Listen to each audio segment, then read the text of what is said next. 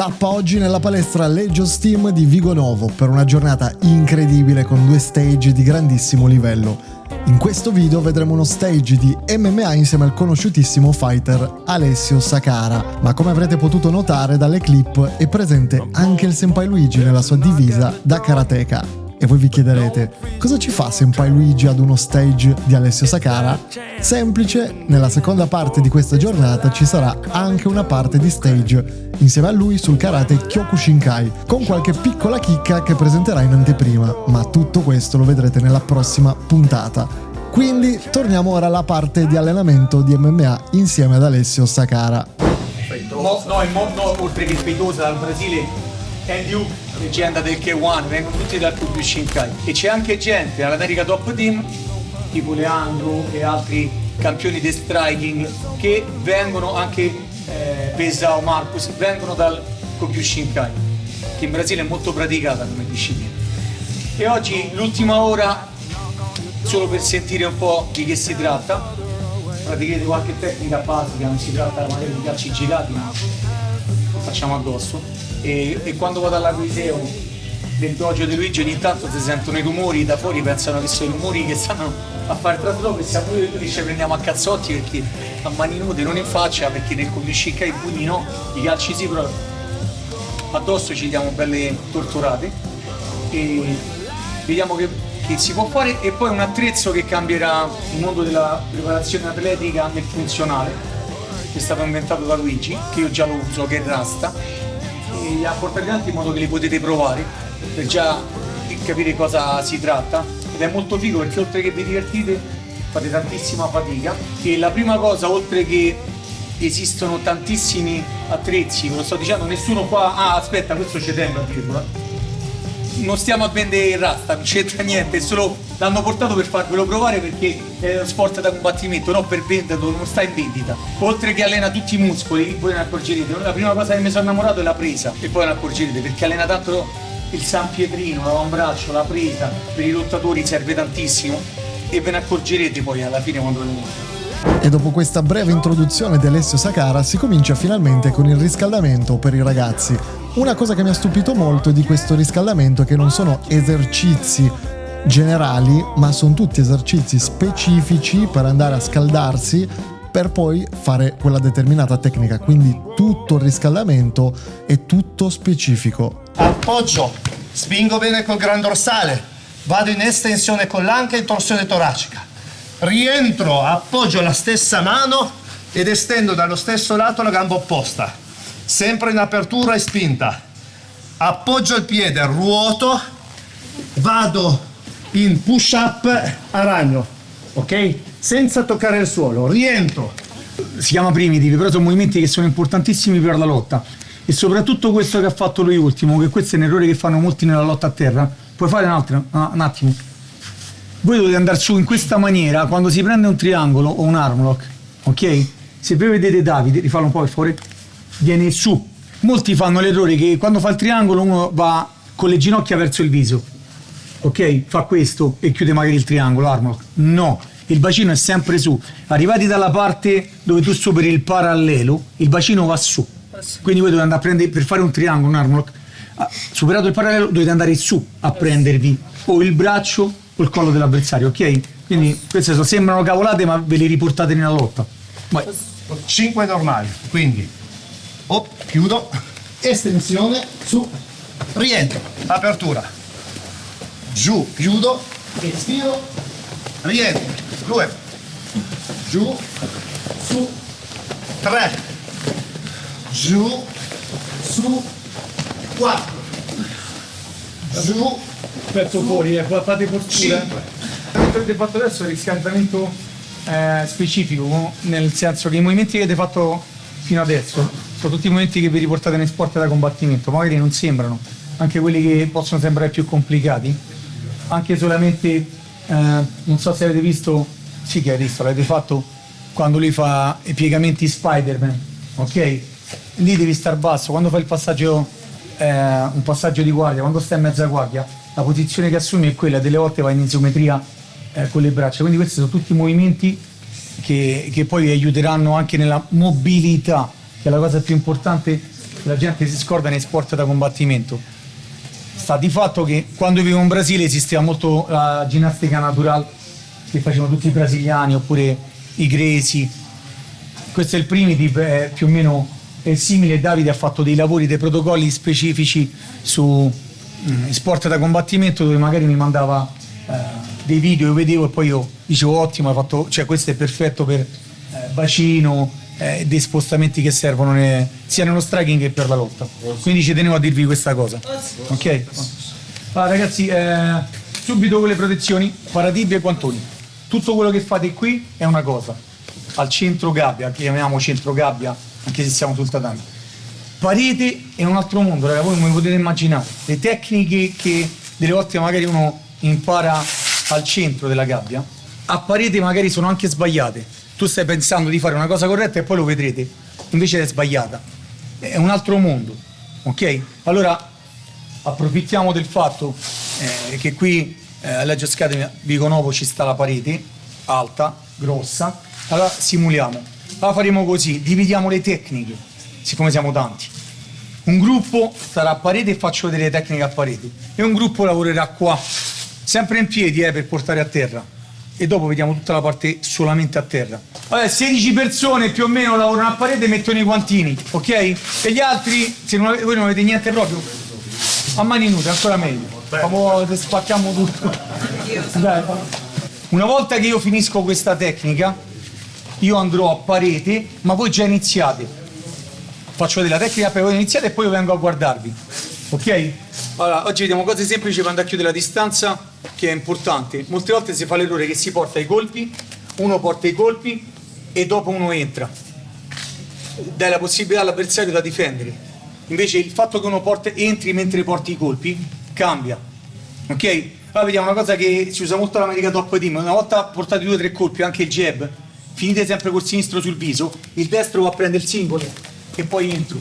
Quindi quando io colpisco l'avversario, 1, 2, guarda il sinistro che fa, lo faccio lento, 1, 2, 3, hai visto il piede che fa?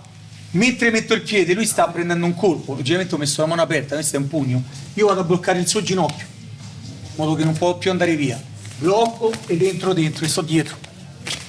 Quindi la mano destra, guarda, 1, 2, 3, 1, 2, 3. Invece di tornare col destro, la mano sinistra quando entra fa questo. Blocco con le dita il ginocchio, in modo che lui non può andare dietro. Ok? E la mano sinistra dal pugno scende sotto. Io sto dietro la sua schiena. Quindi qua è facile, decido. O vado dietro direttamente e colpisco, che poi vi faccio vedere com'è, se avete la gabbia vicino. Ora qua è veramente facile. Ho 2 tecniche. O sollevo sotto e porto a terra e colpisco, oppure ancora più semplice, guardate ragazzi, dalla mano sinistra, vedete? Lascio, faccio questo. Sto dall'altra parte. Non è Steven Seagal, non è Kido, questo funziona davvero. Lottatori di lotta libera lo fanno davvero, che magari perdono quello fa trazione e va sul mento e si trova a terra. Ok? Però adesso concentratevi solo come chiude la distanza. Queste altre 2 le vediamo dopo. Faccio vedere di nuovo. Io sto con l'avversario, poi se ho jab, poi può essere anche solo il jab, può essere anche solo il jab, avete visto, no? Può essere anche solo il jab col piede. Faccio vedere la tecnica, no? Ta. Ho chiuso la distanza, oh. Ta. Blocco dietro al ginocchio in modo che lui non può scappare e questa mano si deve infilare sotto al baricentro. In modo che io sto dietro l'avversario. Alessio, c'è una domanda che ti voglio fare da un sacco di tempo. Tu vai spesso, molto spesso in America, no? Sì, c'ho casa là, sì, sto lì da tanto tempo. Quindi ti alleni all'American Top Team. Il livello, la differenza la si nota comunque dall'America rispetto a quello italiano. Però cos'è che manca effettivamente? Io l'ho sempre detta questa cosa, manca... Noi non abbiamo la cultura, sì. E lì hanno il fatto che tutte le persone sono umili, quindi vanno da chi è bravo. Ok. Quelli che vogliono combattere, perché anche lì ci sono palestre di gente che fa MMA, però non li dà l'alto. Si parla di quelli che vogliono combattere, di professione. E come tutte le cose, quando tu ti alleni con tantissime persone forti, per forza esci. Sì. Io una cosa che posso consigliare a tutti i ragazzi, a tutti i maestri che mi stanno ascoltando della lotta olimpica, Chiaro. devono fare lotta olimpica. Io l'ho sempre detto questa cosa. Come mai questo? Perché ormai lo sport dell'MMA Pensi che sia la base proprio la base più importante. Sì. Ok, La base più importante. Prima era il Brazilian Jiu-Jitsu, chiaro. lo striking è sempre stato perché Certo. è bello, però Sì, sì, ormai sì, la sì. gente tende tutta alla lotta. Chiaro. I più forti Penso che l'abbiamo notato un po' anche con Khabib. Ma se quello tu, che è prendi, emerso. se tu prendi tutti quelli che stanno in prima in classifica, tranne che adesso il campione di 205 di Ok. 185 libbre, quindi di 83-84 kg, il resto tutti i lottatori, Chiaro. vengono tutti dalla lotta. È vero. Tutti, i primi 5, top 5 ranking, Sì. sono tutti che vengono dal wrestling, lotta olimpica. Anche perché se uno è bravo a pressare bene di lotta, Hai due possibilità, È chiaro. oltre a sei farti. Primo, imparano subito il grappling, che ormai si è trasformato. La lotta a terra, da quando sono entrati i lottatori di wrestling, io la chiamo wrestling jitsu, perché hanno messo delle mosse del wrestling sì. di lotta per il jiu-jitsu. chiaro. E un'altra cosa, siccome da quando sono piccoli fanno tanta isometria, Ok. hanno le mani pesantissime, quindi si devono imparare 2-3 colpi, non è che devono imparare chiaro. tipo Mayweather o i pugili, al contrario, hanno le mani molto pesanti. Certo. La percentuale, 80% di chi viene dalla lotta olimpica ha le mani pesanti. Ragazzi, chi è che viene a parete? Io. Guarda là, guarda, gira, c'è più nessuno. Tutti a parete, raga, no, dove lo dividete? Dove fate tutti a parete? Ale, via qua. Voi iniziate, chi è che so già inizia. Per attaccare le gambe a parete e portare, no a terra, però è più facile che fate un buon double leg. L'esercizio è questo, fare indietreggiare l'avversario. Perché una volta che l'avversario indietreggia, anche solo col controllo col sinistro, arrivato a questa distanza più o meno di 1 metro, non può più fare sprop, i talloni si bloccano. Quindi avete due possibilità: o che giri, ma voi già lo sapete, o che se lui va indietro si blocca con la gabbia. Quindi da qui è molto più semplice scendere e andare sotto di lui. Ok? E che ho fatto? Sono andato già sotto il gluteo. Sotto il gluteo è più facile portare a terra l'avversario. Ma il dettaglio che voi dovete avere è che si entra quando più o meno state a 1 metro dalla gabbia, perché l'avversario se fa sprop, se blocca coi piedi, le ginocchia rimangono bloccate. Ecco perché quando vedete molte persone vicino alla gabbia aspettano che si avvicina più per poter entrare, perché qui non c'è sprop. Qui non c'è sprop. Qui la difesa è me ne vado via o blocco in questa maniera col bacino, ma non posso fare sprop. E in questa maniera, quando state molto vicini alla parete che lui sta studiando, è anche facile che se io da qua scendo, blocco le gambe, riesco a bloccare le gambe, unire. Ok? Che è quello che cercano tutti, arrivati in questa posizione, molti fanno fatica perché cercano di fare questa cosa qua. Ok? Provate questo lavoro di entrare sempre quando l'avversario sta vicino alla parete e poi vediamo qua i lavori. Oh, il senpai sta mollando. Senpai Bruno, senpai Luigi sta mollando, sta sentendo la vecchiaia.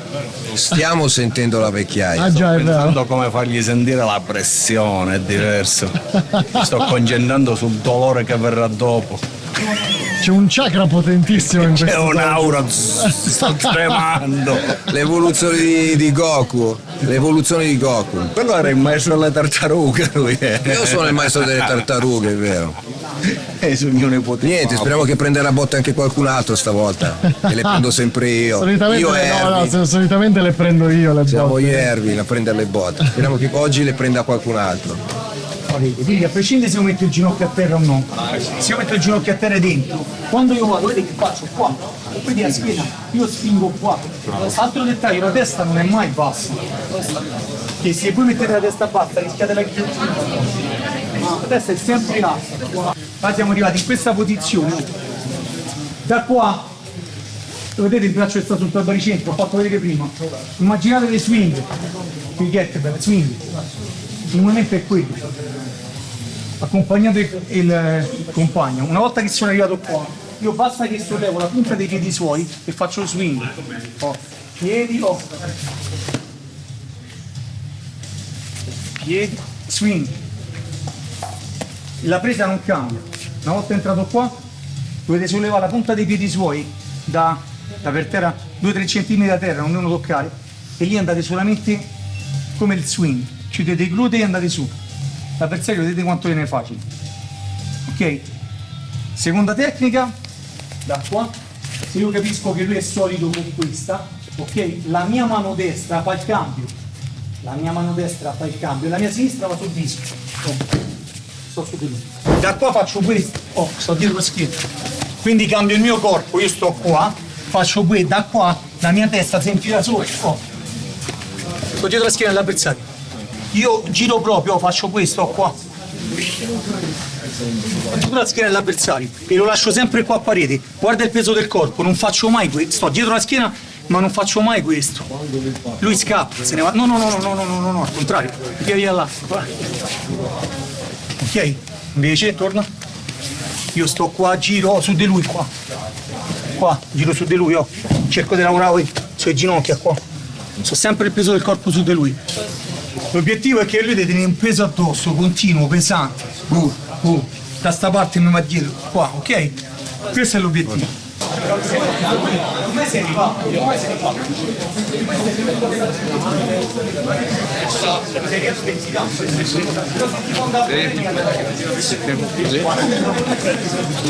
Arrivato da questa che abbiamo visto dietro, ok? Non riesco a sollevare, non riesco a girare, guarda che faccio ragazzi, cambio mano.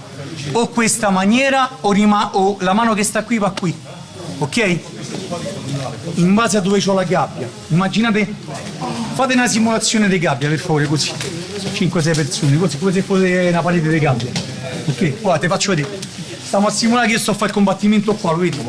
Quella è la gabbia. Che io sto qui, io entro, bam. Quella è la parete di gabbia, guarda dove ho portato. Che sto dietro. Ok, qua. Tengo. E vado a lavorare a parete. Quindi non è detto che io sono arrivato in questa posizione, ok, lo porto a terra, no, dovete ragionare. Nel ragionare dovete guardare intorno. Parete, io lavoro bene a parete, lo porto a parete. Quindi sono arrivato in una posizione comoda per portarlo a parete, tenendolo però. Ok, qua e sto a parete. E qua lavoro, decido quello che voglio fare, ok? Sempre proteggendo questa parte, perché qui il gomito non ce l'ha, ma anche qua il gomito non ce l'ha perché io spingo da questa parte. Ok? Dici vabbè, io posso fare la stessa cosa qua. Guarda. Ok?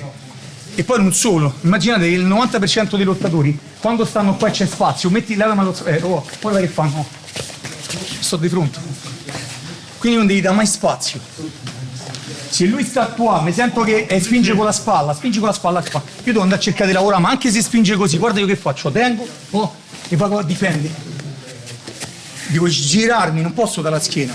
Quindi quando voi entrate, io sto qua, guarda già che qui, guarda, qua. Porta a parete. Ho provato. Ecco perché si spinge tanto con la testa, col collo, con le orecchie e sta attaccati. Ok, ecco perché il corpo non sta mai distante quando fate un double leg o la lotta, dovete stare sempre attaccati. Perché quello vi permette di portare via l'avversario e spingerlo dove volete voi. Ok?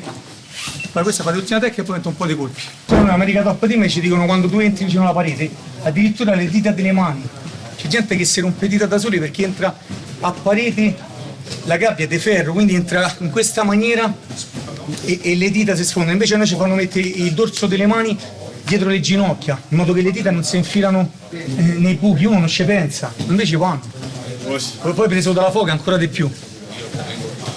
Difesa. Allora, aspetta, scusami. Immagina sempre questa cosa, i stacchi. Questi stacchi, la presa inversa di stacchi. Ok. Dettaglio. Oltre che la presa di stacchi faccio vedere i gomiti mai larghi. 3 cose in comune, l'ho sempre detto: striking, lotta in piedi, che in questo caso è lotta in piedi, e lotta a terra, gomiti stretti, non mi potete sbagliare. Quindi se lo striking lo fai bene, bello pulito, colpi, ma poi la lotta la fai così, e lui è entrato, sta dietro la schiena. Sempre gomiti stretti, entra, due pari a te, entra, guarda i piedi, guarda la mano, presa di stacchi, giusto? Okay. Questa mano deve andare a impedire non solo ad andare dietro, perché se io la mettessi qua lui mi sta dietro la schiena. Questa mano, oltre a impedire di andare dietro, deve controllare la presa della mia gamba sinistra. In questa mano, presa destra. I piedi sono la cosa più importante, perché anche se metto il bacino in questa maniera, ma io mettessi il piede in questa maniera, lui mette il culo per terra. Il piede non deve mai, a parete i piedi non devono mai guardare il centro gabbia. A parete devono guardare sempre in linea con la parete. Guardate, questa è perfetta, mettete che io metto questa qua, lui lascia questa presa e va single leg, guarda il ginocchio mio, guarda il piede là, e quindi mi crea il ginocchio fa questo, ok, si piega, voi non lo dovete mai piegare il ginocchio, invece se lui entra e i miei piedi stanno qua, tira verso di là per favore, il ginocchio, se io mettessi qua lui basta che tira, guarda il ginocchio. Quindi questo è il primo dettaglio. Quindi andiamo a lavorare la presa. Ognuno ha il suo stile. Questo, io uso sempre questo. E poi presa al contrario perché? Spingi, fai quello che ti pare. Questa tira su e questa tira su. Poi se fai stacchi. Da qua io giro. Da qua giro e me ne vado. Piede perdi, vado via e ritorno al centro. Rompi la presa, rompi la presa, rompi la presa. Delle volte anche così va bene, ma trovi quelli forti che mentre io rompo la presa mi vanno a cintare 6 centro dietro la schiena. No, non dietro la schiena, dietro la schiena, hai visto? Non è sbagliato, ma dipende dalla tua sensibilità. Torna. Vai, posso anche fare questo, tiro su e chiudo il gomito. Ma preso dalla foca, va sicuro che capita in allenamento, che poi prende la foca, voglio tirare su, ti fai prendere la schiena. Cioè no, la schiena, ti fai cintare la schiena e inizi a lottare di greco-romana. Allora, ognuno c'ha il suo stile, io faccio sempre questo, gomito chiuso, controllo, non c'è niente e vado sul gomito che poi anda sotto l'ascella. Vado qua, me lo porto, ok? E poi giro, piede perso, colpo e vado via. Sempre i colpi servono a non far pensare, e già sei andato via. Quando scappate da certe situazioni i colpi servono a... perché se io mi girassi, sto parlando, immaginate che Ale è un lottatore che lotta in America, la fanno tutti, io mi giro e me ne vado solo, lui mi riattacca il double, no, oppure mi riattacca il double leg. Ok, sei un lottatore. Ok? Oltre che se mi vado a un colpo. Invece se io mi giro, gli lascio qualcosa e me ne vado, lui rimane lì senza portarmi a terra di nuovo. Ricordatevela sta cosa, eh? È ancora valida la cosa, se vuoi fare di professione l'atleta di MMA, andare all'estero, prendere e partire. Sempre. Vero? Guarda, ora la gente può dire quello Tu che sei vuole. stato uno dei primi comunque. Sì, io, guarda, la gente può dire quello che ha vuole. preso, se n'è andato dall'altra parte del mondo per Guarda, allenarsi. Io ti dico una cosa che l'avrò detta a tantissime interviste fa e l'ho detta anche quando avevamo discusso io e Marvin. Chiaro? Io ho sempre detto una cosa. L'unico che veramente ha preso una decisione è stato lui che è andato all'estero. Lascia perdere che mo l'America Top Team, l'avevo detto anche in passato, a prescindere da tutto, potete andare a vedere interviste passate, l'ho sempre detto. Decidi di andare all'estero, fai la differenza. Qui puoi imparare la base. Claro. Qui impari la base, qui puoi diventare bravo, ma se vuoi fare quel salto di qualità, devi andare là. La stessa cosa che se ti dovessi dire, guarda, te la faccio bene.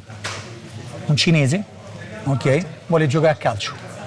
Devi venire qua per forza. C'è la Lì poi diventa bravo, lì poi diventa bravo, fermo, bravo. Chiaro. Diventa bravo.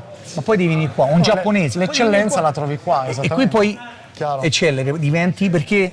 Sta un po' cambiando questa cosa, no? Magari grazie a te che comunque ti alleni all'estero.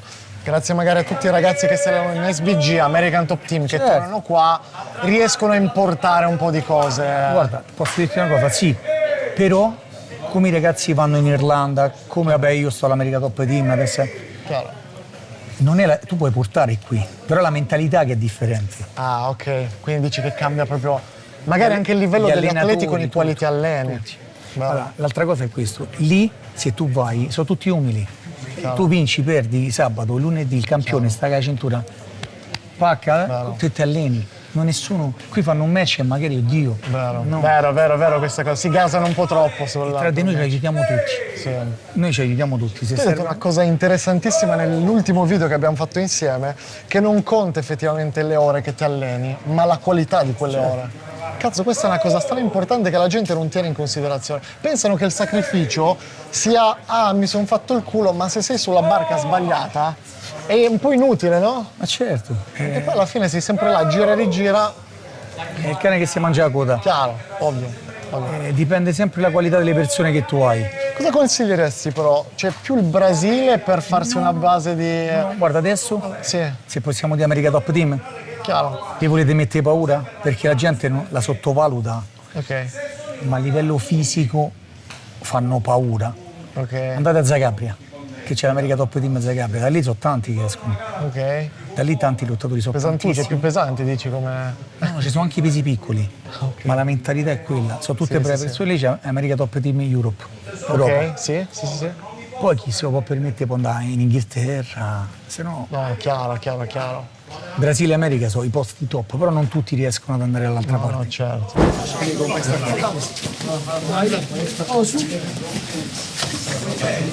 Devo censurarti. No, non mi mettere in proprio.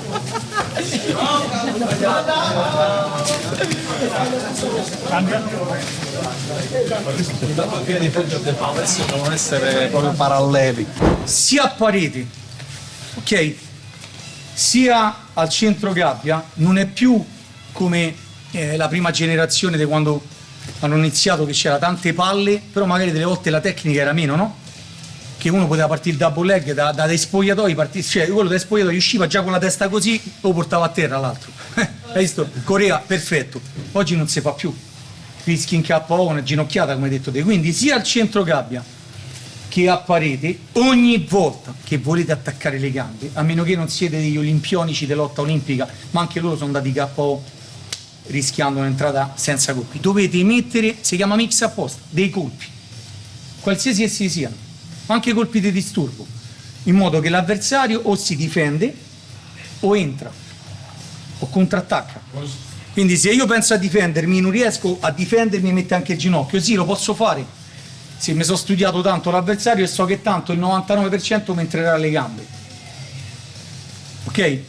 Ma durante il match, se tu fai un mix di braccia ed entri alle gambe, o anche delle gambe ed entri subito dopo, è più probabile che lui non riesca a metterti un colpo da KO, quindi una ginocchiata nel caso del double leg. Stessa cosa a parete, ragazzi. Sono io, Perché non ti sta mettendo a fuoco sempre Simona perché sei troppo veloce. È velocissimo.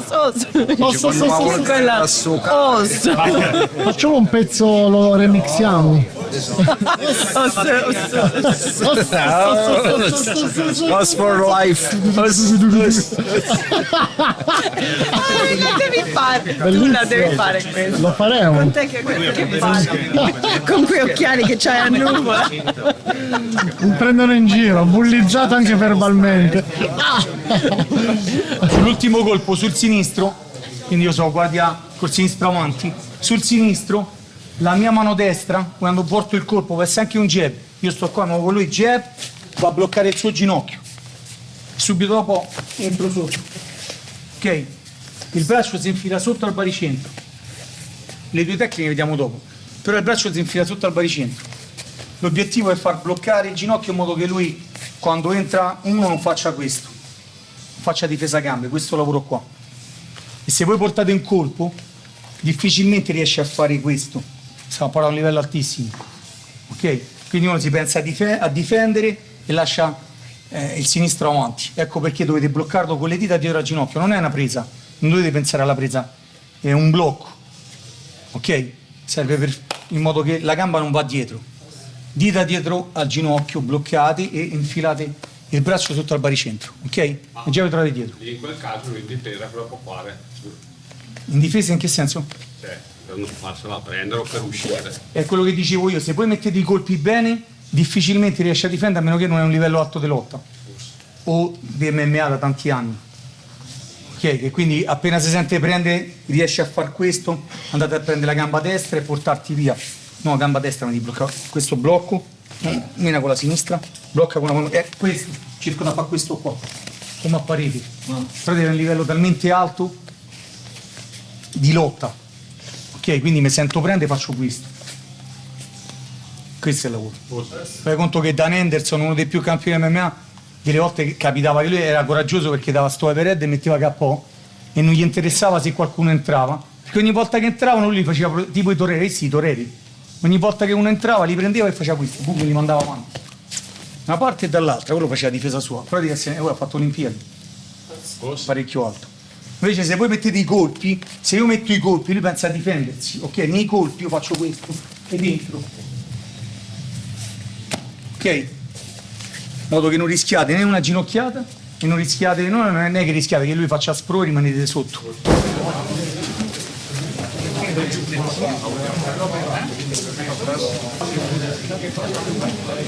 La parete? Bella parete. Una figata. Che grosso sto ragazzo. Porca miseria. Fai vedere il bicipite solo. Sinistra. Hai capito perché se la fai per piccoli? Che miseria. Com'era? No. Bene.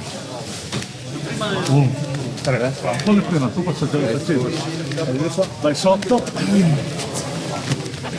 Io c'ho una curiosità, Ale. Un po' di anni fa ho fatto un video quando è uscita la notizia che dovevi combattere di bare knuckle. Sì. Oh, non si sa più niente. Ok, succede questo, che io ho aspettato per anni di un processo, che io stavo in un processo dei documenti. Ah, ok. Poi ho ricevuto la green card e quindi non potevo lavorare perché il visto mio di Bellator era scaduto, quindi senza visto non puoi lavorare. Ah, ok. Quindi sono stati rinviati finché non è arrivata adesso la green card. La green card mi è arrivata un mese fa. Ora c'ho i documenti americani e posso combattere. Okay. Sto aspettando l'ultima chiamata perché stanno iniziando a crescere. Sì. E se entro gennaio non c'è qualche novità, la vedrete dove io andrò a finire. Però non mi va di dire più cose. Niente spoiler. Però se so l'America Top Team qualcuno ci può arrivare. Oh, chiaro. Ci può arrivare dove andrò a combattere. Però immagino che è un allenamento totalmente diverso per fare bare knuckle. Tutto diverso. Ti sei già preparato? Comunque hai già avuto modo di allenarti con qualcuno che lo pratica? L'America Top Team sono in tanti che fanno bare knuckle. Ok.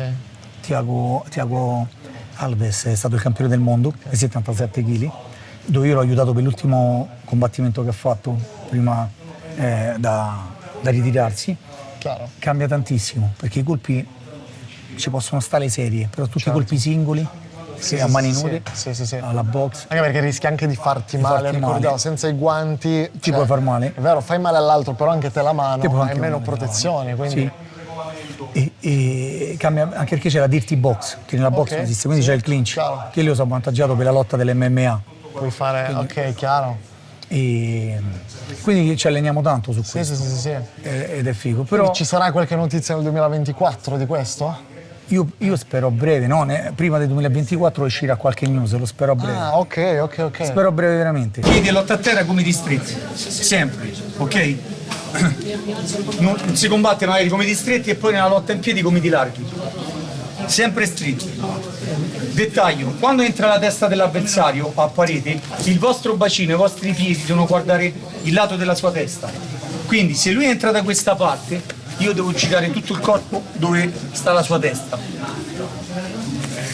Altro dettaglio, i piedi, una volta che l'avversario entra, non guardano mai il centro della gabbia, vanno sempre paralleli alla gabbia, in modo che non crea l'angolo al ginocchio. In questa maniera l'avversario vedi che prende la gamba, stessa dinamica, questo sta messo bene, ma questa sta che guarda avanti, lui va a fare il single leg, prende la gamba in questa maniera. Per far rimanere solida la base, oltre che allargare le gambe quando lui entra, allargate le gambe, il dettaglio è che i piedi stanno paralleli alla gabbia. L'altro dettaglio, i gomiti stretti, e dovete immaginare la presa dei stacchi. Una va sotto l'ascella dell'avversario, ok? In modo che la tiene su, anche se le sue dita stanno prese a ginocchio, questa deve essere forte qua. E da questa posizione, guardate le sue dita, se andate tutti da questa parte dietro, rimani là forte. Guardate, io sto forte, però lui c'ha la presa, ok?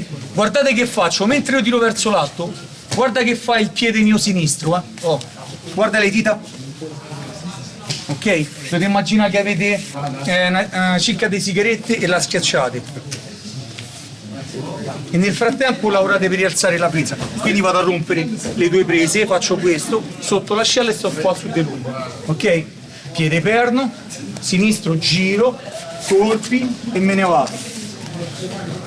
Ok? O se siete lottatori fermo, prima loro non gliel'ho fatta vedere. Stessa dinamica, giro, attacco io, Cioè, non è che io non ne devo andare. Se sono lottatore attacco io.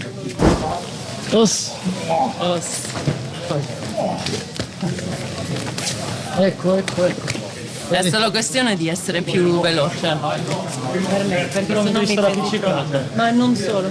Siccome tu pesi per me, devo essere ancora più veloce. Perché sennò subisco troppo il carico. Poi, vado io. Vai. No, l'altra, con la destra e gira dietro di lui, sia no, ma mai è giusto. Tu non hai problemi. Logicamente in mezz'ora non posso far vedere parete e centrogabbia, però volevo dirvi una cosa, un dettaglio della parete. Siccome avete visto nei combattimenti, no? La maggior parte della gente usa la parete per rialzarsi in piedi, io sono anche uno di quelli. La parete serve, se la sapete usare per difesa è ottimo. Se non sapete usare la parete ve la sconsiglio da cercare proprio, ad esempio se dovessi combattere anche quando ho fatto con Weidman, che è un lottatore, io cercavo sempre di stare vicino alla parete, perché se lui entrava a portarmi a terra, infatti il primo round ha sempre cercato la parete, difficile che mi portano a terra. Centro, al centro, è più facile per un lottatore che mi porti a terra, ok? È un lottatore di lotta olimpica. Quindi io cerco sempre di stare vicino alla parete quando combatto il mio striking, se uno è molto forte di lotta, perché so difendere la parete e mi so alzare alla parete. Ma se voi non conoscete le dinamiche della parete ve la sconsiglio, e se no rimanete incastrati e non riuscite più a muovere, sia nella lotta a terra che in piedi. Però una cosa del ground and pound che vi devo dire, quando si porta a terra a parete, scusa un attimo, al giorno d'oggi ancora di più, se io porto a terra a parete, sono riuscito, lui cade e va a terra, la prima cosa che uno deve fare è andare tra l'uomo e la parete, ok? Cercate sempre, la prima cosa che dovete fare è lavorare in questa maniera, qua. Se vado in mezza guardia, sto in mezza guardia, non rimanere qui, ok? Altrimenti lui va a cercare con la schiena questo lavoro e si alza e fate fatica. Ogni volta che state anche in una mezza guardia e state lottando a terra e state alla parete, cercate di andare sugli appoggi, spostare gli appoggi e mettervi voi, le dinamiche voi tra la parete e l'uomo, ok? Quindi questo è ancora meglio di iniziare, io porto a terra e faccio il ground and pound, porti a terra, fai il ground and pound, ma lui sa usare la parete, voi ritrovate in piedi. Come andare a ground and pound, ok? Non ci può essere una legge unica, perché la lotta non sa mai quello che succede nella lotta, circostanza lotta, faccio un double leg, cadete male, oppure fai anche perfetto ma lui si rimette in guardia. Una cosa che posso consigliarvi facendo MMA, la mezza guardia, ok? Se dovete cadere andate in mezza guardia, ok? Anche nell'MMA, anche se uno dice sì però io voglio passare la guardia, sì, passi la guardia ma non riesci a essere pesante sui colpi della guardia passata, perché io sì, se io sto qua, ok, è vero, guardia passata, colpisco, certo, va bene, ma se io voglio mettere forza e creo spazio, se l'avversario sa lottare da guardia passata vi rimette in guardia, certi si alzano in piedi, ormai provano tutti ad alzarsi in piedi. Quindi il miglior consiglio che posso darvi, appena cadete, fate un double leg o fate un single leg, state qui, andate a cercare subito la mezza guardia, io chiudo il triangolo, a noi ci insegnano a chiudere un triangolo, ok? In modo che prendete subito la postura e state qua su di lui, perché qui se io chiudo un triangolo su di lui il bacino e sto basso, i colpi sono più caricati. Questo è un consiglio che vi do nel caso volete fare ground and pound, avete portato a terra l'avversario, andate a cercare voi la mezza guardia, andate a cercare voi la mezza guardia. E vi dirò di più, anche dalla montata, molta gente, c'è gente che si fa prendere la montata per andare magari a fare una leva alla gamba. Ti dicevo questo, la mutanda, no, perché anche dalla montata ormai se tu colpisci poi trovi l'avversario esce fuori e esce sotto. Invece mezza guardia è più difficile, infatti io sono uno di quelli che quando sto in montata, in lotto, in palestra, combatto, se io capisco che lui sta per uscire, io faccio questo, ginocchio fuori, non è che vado a continuare a fare forza, non sto a fare un combattimento di grappling. Faccio questo, colpisco, stabilizzo, se voglio ti vado in mezza, scusate, in montata, oppure addirittura chiudo, ti vado io in mezza guardia. Mi vado a cercare la mezza guardia. Ok? Se capisco che l'avversario è bravo di lotta, quindi sto montata e c'è una lotta molto da guardiero, oppure inizia a mettere, si infila sotto e mi mette i piedi sotto l'ascelle, no, dalla montata. Sto qua, magari mi spinge via e cerca di fare questo. Quindi io capisco che è uno forte di lotta. Allora io da là cerco di stabilizzare, colpire e mi vado a cercare proprio io. Sto qui in mezza guardia, ma cerco io, non c'è problema. Però qua posso scaricare più forte. Scarico più forte ed è più difficile che lui possa scappare. Poi se fate uno sport di combattimento, anche se vinci, i colpi li prendi. E tutto questo che io sto facendo, devo stare attento, sono colpi talmente ravvicinati che tu hai detto una cosa intelligente, perché il gomito taglia, sì, però non è un gomito che è sicuro che mi taglia. Quindi stai qua, colpisci, fai questo e poi ricordatevi sempre questa cosa. È vero che lui può, è vero, raramente mi è capitato gente che da sotto ha messo KO magari col martello. Ne ho visti 3-4 che sono andati giù così.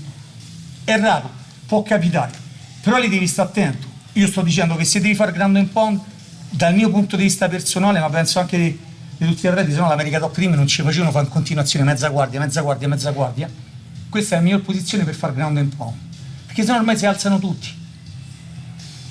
E dalla guardia ormai non è più come una volta, quindi dalla guardia ormai oltre che attaccano rompono la postura in continuazione, quindi fa tutto questo lavoro di fatica e i colpi non sono mai veramente efficaci, come quando tirava Emelianenko Fedorov, che da guardia ci ha ammazzato le persone. Quanta pressione devi mantenere su... Sempre, identica come la gabbia, sempre. Ma anche con la testa. Sempre, l'esempio deve essere come se voi ci avete andate in palestra con lo zaino e lo zaino che voi portate in palestra, immaginate che quando tu lo porti in qualsiasi posizione lo prendi, pesa 100 kg. L'obiettivo è quello, che tu ci vedi sempre un macigno, lui ci vede sempre un macigno addosso, di continuo. Girate di schiena per favore, girate. Sto qua, non è questo, questo, qua, più dall'altra parte, questo, qua, sempre preso su di lui, sempre preso sul bacino. Ok, lui deve sentire sempre, non è solo i colpi, è proprio il fatto che lui come si muove, bo. Ed è anche un'altra cosa, ricordatevela questa, sia nella lotta a terra, che nella fase della lotta a terra, anche in piedi però, ora stiamo facendo la lotta a terra, da qualsiasi posizione, se io sto capendo che sto perdendo la posizione perché sto dando dei colpi, vedo dei fermata dai colpi. Cioè se io sto qua, spingo, capisco che lui si sta alzando a fare qualcosa, è inutile che continua a colpire. Ok, guarda, è inutile che continua a colpire. Perda posizione, torno. Ok, io sto qua.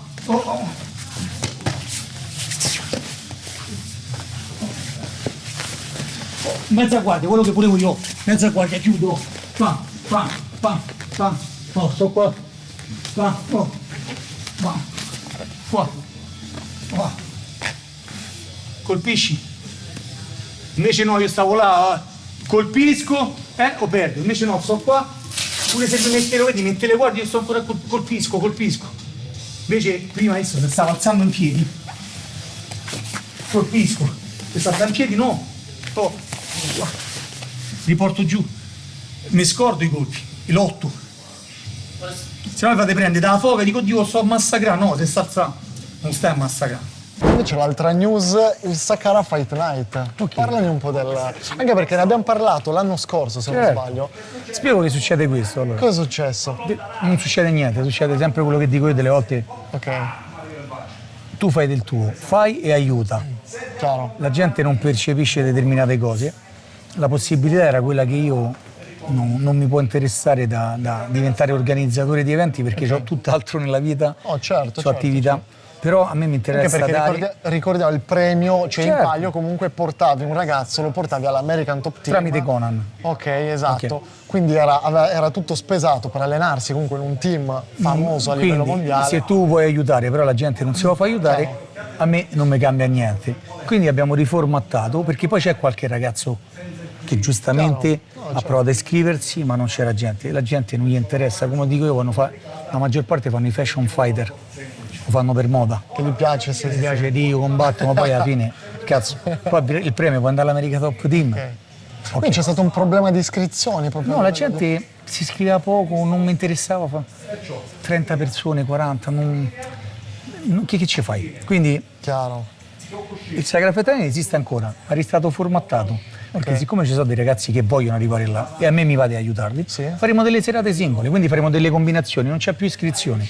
Quindi a breve faremo una card, solo semi-pro, e quindi si andrà a combattere. In più, per far questo, sta arrivando Conan Silveira, che è il capo, arriverà il 9 dicembre, starà qui una settimana con me, gli farò fare dei stage e inizieremo già a parlare di questa cosa per inizio prossimo anno, per fare questo Sagrada Fight Night, però ad evento.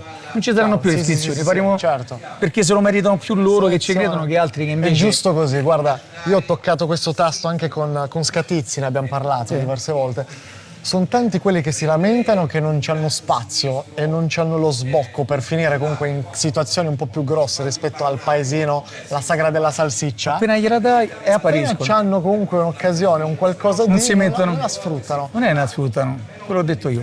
I fashion fighter non si vogliono mettere alla prova con qualcuno, che poi dicono magari perdo, non so più l'eroe della palestra. Certo. Ma l'eroe della palestra... Che perché ancora succede qua in Italia tanti match combinati per quanto riguarda l'MMA, per quanto riguarda... Però posso dirti una cosa. Succede. Posso dirti una cosa? Sì. Crearsi un curriculum quando ho iniziato io non c'era questa cosa, quindi te menavi con Roma Zenzo. Il secondo match mi hanno dato Roma Zenzo, lo sparring di Emelianenko Fedor, il secondo match. Porca miseria. Però ha anche un senso, è giusto anche fare così. Bravissimo, è giusto crearsi, certo. Però non te poi fa 300 match, tra virgolette, sto di 300 era una battuta. No, chiaro. Tutti i match così. Vero. Se no non arrivi. E allora perché sempre pochi italiani, siamo tanti? Chiaro. Uno dei più grossi problemi è anche quello, soprattutto nel pugilato, questo succede. Un Canelo Alvarez che si fa i primi 20 match comunque per crescere, li fa in 2 anni però. Certo. Qua succede che tanti atleti... Si fanno una carriera. Esatto. Cioè si fanno magari quei 15-16 Ti voglio anche di questa cosa. È giusta sta cosa. Anche Mike Tyson l'ha fatto. È vero, ma in 2 anni ha fatto 30 match. Certo. Capisci? E poi cambia. È normale la che ci cultura, sia purtroppo abbiamo una cultura, il fatto da... Vabbè, ma io l'ho detto, più di questo, la parola è perfetta. Se io ti dico fashion fighter, ci sarà un motivo, no? Chiaro. E quindi adesso si farà, ma nel 2024 il Sagrada Fight Night. Faremo una card e noi vorremmo fare 2 o 3 tappe dove non c'è iscrizione, cioè i match saranno già una serata da 10-14 incontri e dove io manderò, sicuramente Conan non può venire a tutti ma uno verrà, però tutta la serata la manderò a Conan che può sopravvisionare il ragazzo che può piacere e poi alloggiare all'America Top Team, perché io aiutare chi è che veramente merita, io so il primo. Questo è un bel calcio in culo comunque, perché è anche un'opportunità, cazzo, da allenarti in uno dei team migliori al mondo. Cioè, le cose non succedono per caso qua, lì può succedere qualcosa, lo sbocco puoi avercelo. C'è tanta gente conosci quello che sei già nel team, c'è magari il non match, solo quello, è capitato delle volte che gente che c'ha pochi match, magari si era fatto male uno, che ne so, a Bellator all'UFC, una cosa, dico, ma sì, c'è sto ragazzo stesso peso, è entrato, ha vinto e poi si è fatto la carriera. Stai in America, capito? Ovvio. C'è ancora la possibilità comunque in America di fare successo. Tantissimo. Anche perché adesso stanno crescendo gli eventi. PFL ha comprato Bellator, quindi sta crescendo il mondo del movimento. E poi ci sono tantissimi eventi.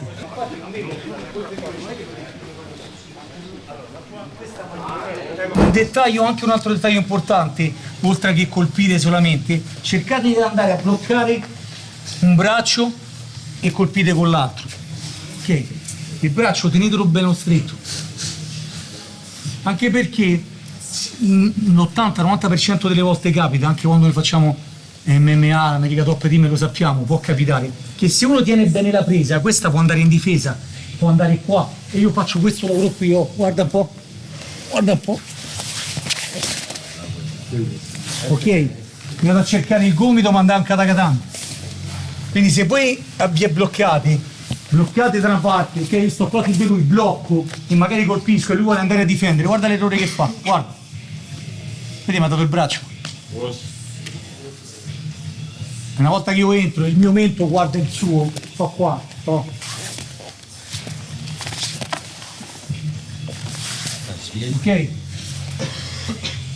Non lo faccio segni, no? Però il senso qual è? Che se voi non pensate solo a colpire, pensate che state facendo una partita a scacchi ad alta velocità. Quindi se io blocco anche il braccio e colpisco con l'altro, se lui non fa niente, non puntate per terra finché se ne va a dormire. Se no, se lui fa l'errore, cercate di provare anche delle finalizzazioni, ok? Chi mi conosce già lo sa, l'ho detto 1000 volte, l'MMA non è una rissa, continua evoluzione di tecnica su tecnica su tecnica. Io faccio sempre l'esempio, siccome gioco a scacchi, l'MMA a differenza degli altri sport da contatto che è, cioè se fai la box è quello, no? Se fai la kick è quello. L'MMA è tutto e quindi è giocare a scacchi ma nel meno tempo possibile, quindi c'è un tempo. E scacchi c'è o a tempo infinito che magari uno fa una mossa, poi se ne va a casa, ritorna dopo 7 giorni e fa l'altra mossa, per dirti, no? Invece non so se avete mai visto che quello a tempo, tu c'è un limite di tempo, 3 minuti, 5 a scendere e tu blocchi le mosse, devi fare il meno tempo possibile, se no il tuo tempo finisce e hai perso la partita anche se non è scacco matto, ok? Quindi devi essere veloce, reattivo e sapere cosa fare dentro la gabbia in base all'avversario cosa fa, in base alla strategia di dove lo stai portando te a combattere, ok? Allora, ecco, quello che avete visto voi è tanta tecnica e sono tante ore passate sul tatami. In base a quello che volete fare voi, decidete. L'importanza dei cavolo di social nel 2023. Perché tanti, io ne ho parlato comunque con tanti atleti che si lamentano, no? Però la community non mi segue, la community non paga i biglietti, no? Il problema di molti è che quando sei un fighter sei un po' un imprenditore, no? Sì. Ci sta dire oramai nel 2023 sei un po' un imprenditore, devi sapere anche vendere i match, non basta più allenarti in palestra e sperare che qualcuno venga a vederti, devi anche saperti promuovere. Quello che dico io al giorno d'oggi infatti però per questa cosa è un'arma a doppio taglio, perché molte volte capita che la meritocrazia per questa cosa è andata ad abbassare il livello, perché magari si vende gente che però non merita quanto uno che si allena. Purtroppo esiste, cosa fai? Però un conto è che tu arrivi a un certo punto. Un conto che tu arrivi a un certo punto, ad esempio io o altri che hanno nome old school, se lo vuoi lo fai, se non vuoi non lo fai. Chiaro. Se sei giovane e lo vuoi fare, hai due possibilità. O entri in quel circuito del trash talking, oppure devi essere come l'America Top Team, devi essere veramente bravo. I ragazzi da stimpiore, da niente, molta gente, l'America Top Team, penso che l'ultimo che ha parlato, Colbington, è stato mandato via. Zero trash talking. Pantoja ha vinto molti titoli dell'UFC. Chiaro. Non parla. Sì. Quindi, allora, i suoi compromessi. No, certo, sono due cose. Però io non parlo solo a livello di trash talking, fare il personaggio. Ah, ok, no, io pensavo che dicevi. Io parlo però i social, cazzo, sono importanti al giorno d'oggi. C'è gente che non cura i social, non si occupa di il ring a parlare, ci hanno sto detto qua, ma il ring a parlare. Allora, però per ring a parlare devi parlare veramente, tipo ti faccio un esempio. Capisci? Se vince i punti, voglio parlare i punti per un match. No, ti voglio fare un esempio. Vai. Giorgio Petrosian. Sì. Giorgio Petrosian, che cazzo parla? Non c'è da parlare. No, ovvio. Quello monta là parlava lui. Esatto. Quello ti sto facendo, no? L'esempio. Però è un caso su quanti? Certo. Allora dico, o sei così, o sei forte, oppure il fatto di usare i social è importantissimo, ma non devi usarli come trash talk. Ad esempio, io uso i social e tu se mi conosci non faccio trash talking, io zero totale, però uso i social, quindi la gente sa che io mi alleno tutti i giorni, il sacrificio dell'allenamento, il saper dire vabbè vado a quel match, vado a quell'altro. No, perché c'è quella mentalità di no, io non devo postare il fatto che mi sto allenando perché io sto in palestra e mi alleno. Faccio sì, ma ormai si vive così purtroppo. Ti viene a vedere tuo padre, tua zia e basta il match, capisci? Certo. Purtroppo non è stato spiegato, cioè comunque dimostrato che un buon fighter senza un buon profilo non arriva a fare chissà che, ma un fighter mediocre con magari a livello di immagine altissima è arrivato a fare titoli importanti.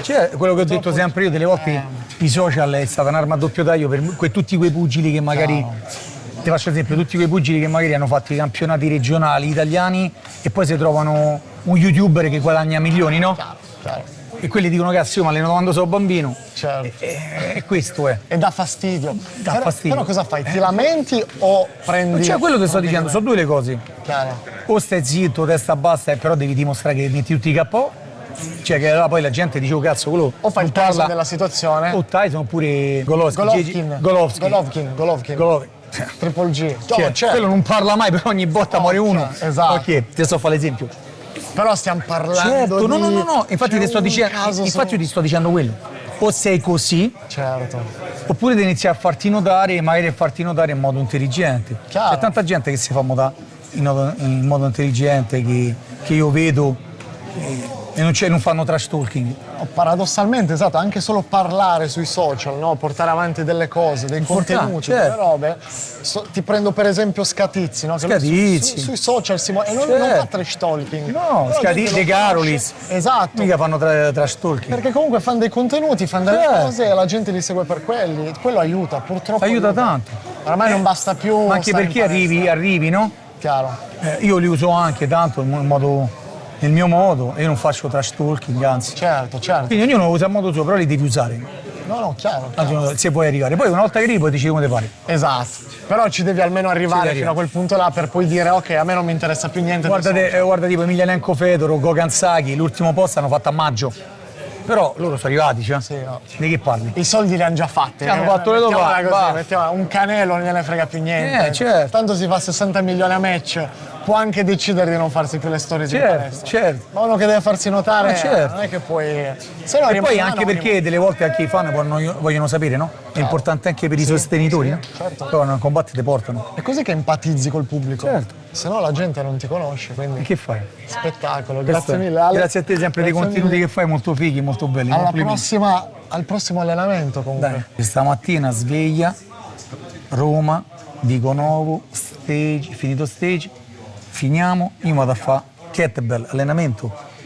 Proprio per non bleffare. Adesso io mi alleno. Finito tutto stage, mi alleno. Non ci sono scuse. Mamma mia. Non si bleffa mai. Però fai le storie, se no non conta. Non ci credi, giusto, faccio la storia. Infatti la faccio. La faccio sicuramente la storia. Se non fai la storia non conta, nessuno lo saprà mai. E poi vediamo. Oggi metterò pure la data 25 novembre, quindi farò la storia 25 novembre che starò facendo dopo tutta questa giornata allenamento. E io la metterò adesso in sovrimpressione, così la vedo. Dai. Top.